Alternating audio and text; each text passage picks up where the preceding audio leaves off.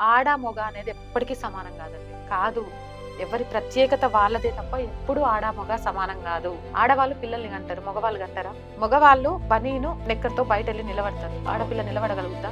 అంటే ఎవరి ప్రయారిటీలో వాళ్ళు సమాజం కోసం, కుటుంబం కోసం పనిచేయాలే తప్ప నువ్వు నేను సమానం అనే యుద్ధంతో సమాజాన్ని, ఇంటి వాతావరణాన్ని చెడగొట్టకూడదు అనేది నా ఉద్దేశం. నీ ప్రత్యేకత ఏంటో నువ్వు తెలుసుకో. నీ ప్రత్యేకతలో నువ్వేం సాధించగలవో సాధించి చూపించు. ఎదుటివారి ప్రత్యేకతను గుర్తించు, ఆ ప్రత్యేకతను గౌరవించు.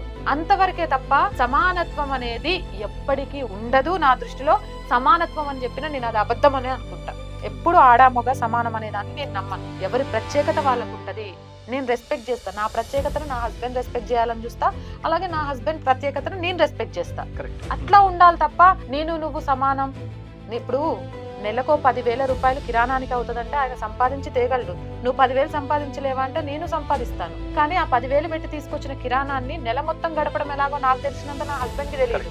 అలాగే 10,000 సంపాదించినప్పుడు, కిరాణానికి తెచ్చినప్పుడు రేపు పిల్లల భవిష్యత్తు కోసం ఎలా దాన్ని చేయాలి అనే ఒక ప్లానింగ్ నా హస్బెండ్ కి తెలిసినంత నాకు తెలియదు. అలా ఎవరి ప్రత్యేకతలు వాళ్ళకు ఉంటాయి. ఆ ప్రత్యేకతల్ని రెస్పెక్ట్ చేసుకుందాము. ఆ ప్రత్యేకతల్లో మనల్ని మనం నిరూపించుకుందామే తప్ప సమానత్వం అని, ఇంకొకటని సమాజంలో అలజడులు సృష్టించి ఆడపిల్లల్ని కన్ఫ్యూజ్ చేసి వాళ్ళ జీవితాలను అయితే నాశనం చేయొద్దు అని చెప్తా.